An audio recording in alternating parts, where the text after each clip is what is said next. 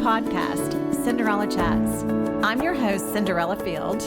Yes, that's really my name, along with your co-host, Sandy Hunter. We are so excited to be here to share some insight about life, love, and relationships. So let's get to it.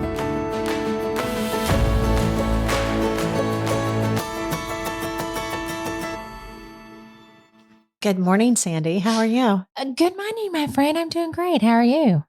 Shocked that we're sitting here. I know. It's been a little bit. It has. It has. A lot of things have changed in the world since we talked last. Well, yes. First, we have, for people that listened before or didn't, your mom passed away. Yes, my mom did pass away of cancer, but she's in a better place now. Mm-hmm. Yes. And so that takes a little time to, get through. And then since we took a pause, we have a new president. We do. We have a new president. Donald Trump, 4 more years. Yes, we have Donald Trump and J.D. Vance. Loving me some J.D. Vance. I do too, I think. I mean, only time will tell. We don't know yet. But anyway, then just thinking about what we need to focus on because of, I think the door has been open for the opportunity to have some change with some things. Sure. To a more conservative point of view or way of living again. What do you think? I agree 100%. Well, one of the things that they're really not touching on, and I know that you and I've had these conversations and you go, okay, wait, it's just been, it's been less than 100 days. Or has it been 100 days yet? Yeah. It has been 100 days. 100 days, yeah. Just give them some time. They need time. I still go back to this. One of the biggest problems that we have in our society is how the family has been affected. And so even when I go to local things within our state, that's the thing that's missing. They really don't focus on that. And the family is the most important. I'm not saying that money's not important and the deficit's not important. And people being here that don't belong here, that aren't here legally, I mean, that's important. But until we get the family situated, we're going to still have a very hard time. Absolutely. And I think you're correct there. I think there are a lot of things that given time, I think this administration will work out a lot of stuff. Already, the president has signed off on so many things that have already started to get the ball rolling. I think he's probably the first president that has signed so many executive orders this quickly ever. And I think he has great intentions. I think he does stand upon some family values. I don't necessarily think that's his main focus because I think with him right now trying to come into a hornet's nest, a mess. Let's just face it, our country is just in a complete mess. I think trying to clean up right now, he's trying to do what he sees first at hand. So I think, like you were saying, the family part is the piece that's missing. I think right now in where people sit in government, they're worried about the $1 trillion debt. They're worried about the illegal aliens. They're worried about all this missing money, billions and billions of dollars that is unaccounted for. I mean, I know they're trying to pull us out of the hole, but like you said, unless our core is fixed, is it really useless? I mean, if we don't fix from the inside out, because to me, like you, I think the family values is where it starts.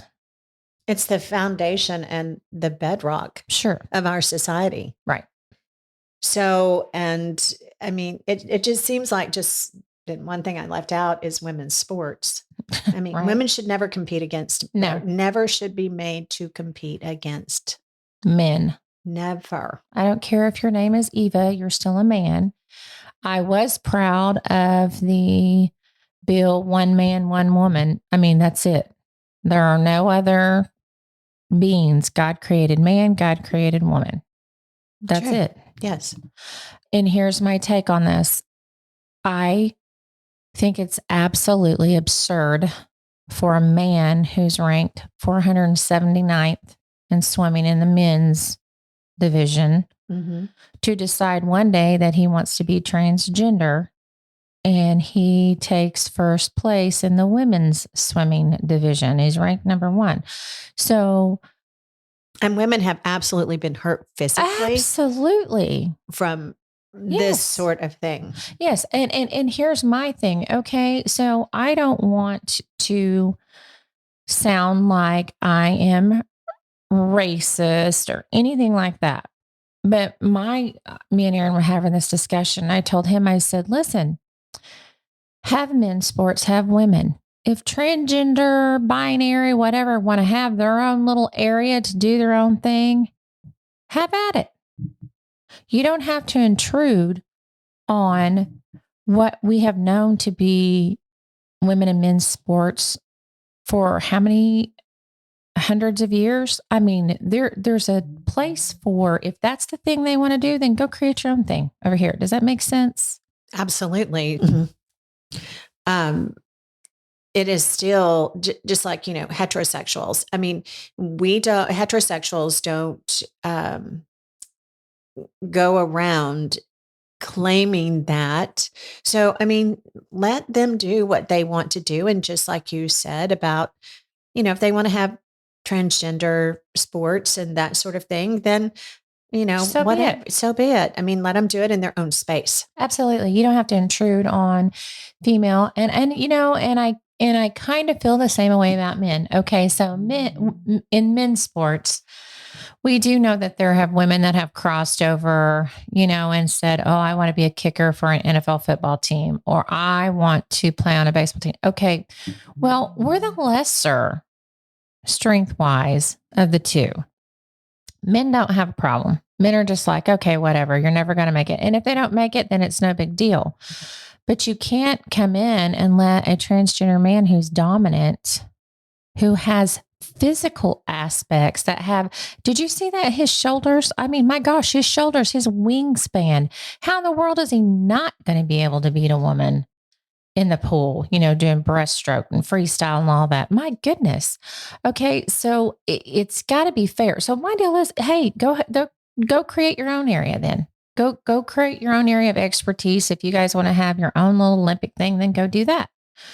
We have Special Olympics for people that have disabilities and who have issues. We have Special Olympics. So why would it not be any different to let this group have their own little area? You know what I mean? Just don't put women in a position where they no longer feel valued or want to participate in those sports because they know they're going to be dominated by a man in their own sport. That's just my first taste. But there's a lot of things going on in the world right now. But coming down to it, the family, the home life, that's where it all needs to start. And you sent me an interesting podcast and I watched it, and I'll be honest, there was a lot of things that I found encouraging this particular couple could talk about. But do you want to talk more about that, or? Oh my gosh. Well, yes. Tell everybody who you're talking about, though. Carl Lentz. Yes. And his wife, Laura. Mm-hmm. And if no one knows that name, I mean, they had the ministry Hillsong. Right. And that was in New York City.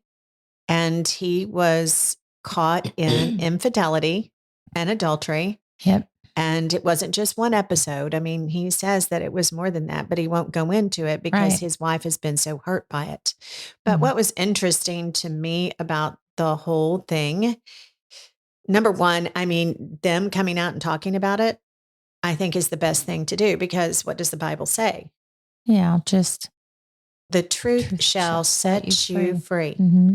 So I know from my own personal experience, when there has been infidelity, whether it is with a partner or through pornography, or Facebook or social media, Instagram. I mean, it can happen anywhere now. Absolutely. Okay. The Office. The Doesn't even have to be Office. social media. No.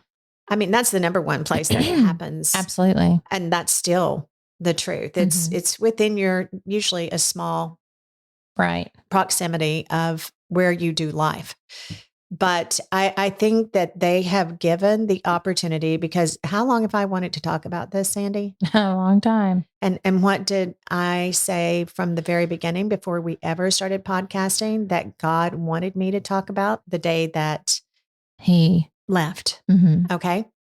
Well, what I heard was complete denial, shift of blame, somebody just not wanting to be honest. Well, our whole deal was that I knew that there had been indiscretions. Right. And that's what I was asking for, was just, let's talk about it and be truthful about it so that we can move on, because I feel it in my spirit. Because when two people, what does it say in the Bible? When two people come together and they are married before, especially before God, to become one flesh. Right. So, and there's a reason for that. Okay. And so that's what that whole episode was about. But I mean, I was told that, Satan was attacking us and trying to destroy our marriage, and that I was, giving in to him. And as I sat there and I listened, overwhelmingly, I heard God say, stand up, Cinderella, for marriage, not just your own, but for marriage in general. Right. Because that is what has destroyed the foundation of family for a long time now. And it has a lot to do with, I think, a couple of things. When they took prayer out of the schools, and then President Ronald Reagan, when he signed the bill right to make fault divorce, no fault divorce. And then it was like a domino effect throughout the United States. Sure. Okay. And so today people get a divorce like it's no big deal. Drive through. Yeah. I'm surprised someone hasn't ordered or figured out a way to do a drive-through divorce. I mean, they do drive-through marriages. They do. They do. And Elvis will do it for you if you want him to in Las Vegas. Exactly. So, no, I get it. I totally get it. And unfortunately, and even in your situation, listening to that conversation, I knew that right now there's just, in this world today, we just have this heavy spirit of narcissism, oppression, denial, all rolled up in one huge ball, and selfishness. And really and truly, the reason for divorce is really simple. It's selfishness. And the reason for committing adultery or any sort of sexual sin is self-gratification and selfishness. Now, it doesn't mean that there's not problems maybe within the marriage. And that's another thing. I mean, they say that divorce has gone down. That's because people are living together now instead of getting married. Exactly. So there's no need to get a divorce. They just go their separate ways and la, la, la, la, la. Twiddle off. And it's, at least when you're in a marital covenant, I mean, if you are a spiritual, a Christian, or whatever belief you are, at least if you believe in that marital covenant, it's just moral. There's just morals. I mean, you feel guilty if something has gone awry, or you subconsciously, that if somebody you can tell at work's trying to talk to you, and you get that pit in your stomach, and you're knowing, oh, this is not a good thing. That moral compass just isn't there. I mean, it's almost like that. There's just, and Satan, he's so brazen right now. He just walks around boldly down the street.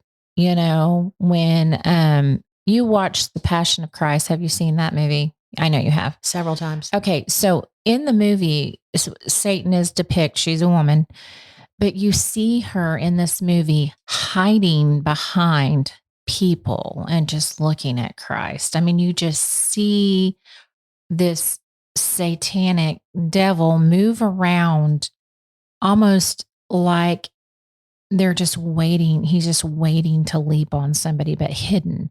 Well, he's brazen now. He'll just walk right down Memorial. You know what I mean? He doesn't care. He doesn't care who sees him. He doesn't care what is said. He just knows that his days are numbered. And right now, people are so oblivious, you know what I mean, to the things that are happening around them. It's Christians like this Lentz. I mean, look at his congregation. Look at the podium he had to speak God's word from. Look at all of the things he could have made a difference in this world. And yet he got caught up in all the Hollywood glitz of it all. That makes sense? I mean, a person that I would have never thought in a million years would have done something like that. But you can go back in our history. I mean, heck, you can go all the way back to, I don't want to say Jim Baker, but I mean, you can go all the way back and see all the falls of some of these big pastors. And it's almost just like you can see where Satan has just taken over and just slowly moved the morals out of family and people. And it's just the shift is now it's almost like, well, oh, okay, well, I want to be married, but I'd like to get my first marriage over with. I had a kid tell me that one time. I can't wait to finally get married when I get out of school. That way I can find my true love. I just go ahead and get married and divorce and then find my true love. I know, but who is holding these people accountable and what is the church doing? Because what are they going to do, Cinderella? Their money comes from these people. They're going to water the word down because they don't want to lose that. Let's be real. I mean, let's call it what it is. They don't want to lose that money coming in. Well, that's why it's interesting that honestly, look at some of these big pastors who are like sitting Carl here. Lentz that we just listened to. Private planes, yes, 2 or 3 homes somewhere. Why in the world do they want to lose all that money coming in? It's greed. It's tainted money. And I'm just not real big on big pastors right now. I'm not when I know somebody like Billy Graham that lived in the same house that he and his wife lived in the same house from whenever their kids were small. You know what I mean? I'm not saying that, well, the Bible tells us, the money is the root of all evil. I mean, that can be greed. You know what I'm saying? But it's just so brazen right now. I don't even know. I can't even think of how it's such a big mess. Where do you start other than the home? You have to start from the home. Right. But the church has to get involved with it. They really do. Mm-hmm. And which will lead me to talk about in our next episode, some of the things that I think that you can put into place and start working on in order to maybe have the opportunity to have it turn around. It's not going to turn around overnight, but I think that we're in a place at this time of our society. I think we're at a Y. We can go left or we can go right. One's going to put us back on track. One's just going to take us further down a hole. Yes. And why would you not? Why would the church not want to get on board with that? Because what does it say in the Bible? That if the church misleads their congregation, their sheep, it says, what's going to happen to them? Well, they're going to be held accountable for it. I mean, what does it say about people that remain in sin? If you don't turn away from that sin, what will happen? Well, it's going to spew you right out. And people really don't realize how serious it is. And that's why I bring the church into it, because when I had a conversation publicly with Governor Stitt, and I asked him what he was going to do about the fact that Oklahoma was number 2 in the United States as far as divorce was concerned. What was he going to do to work on the family? And he said that goes back to the church. Yeah, so he wanted to put it back on the church, but really and truly, when everything started with our country, the church and the state worked together, and that's the way that it should be. So I just think, and I just know what I heard during that conversation 8 years ago. This month, stand up, Cinderella. And that's what I think it is time to do. So that's the biggest thing that we will focus on from this point on, it doesn't mean that we're not going to talk about other things Sure. because, that encompasses other things of life, love, and relationships because that's what happens in the home. Right. So I agree. I'm looking forward to it. We have to address those things, like you said. If not, I mean, what was the whole stand up Cinderella for? well, and You not know? just that, but I don't want to have to take my last breath because when all of us take our last breath, it's just going to be Between us. myself and God. And Christ. You're exactly right. And I don't want him to say, Cinderella, I asked you to do this and you didn't do it. I want him to say, great job, good and faithful servant. Exactly. So, Well said. yes, that's what we'll focus on from this point on. And I'm glad we're back in the studio and we are on a mission to make marriage and family fundamental and great again. Until next time. See you then.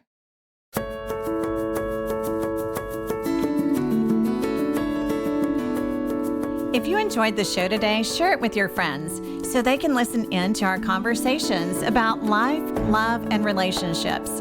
Follow us on Facebook and Instagram at Cinderella Chats, the podcast. Don't forget to subscribe. We look forward to our Tuesdays together and know you will too.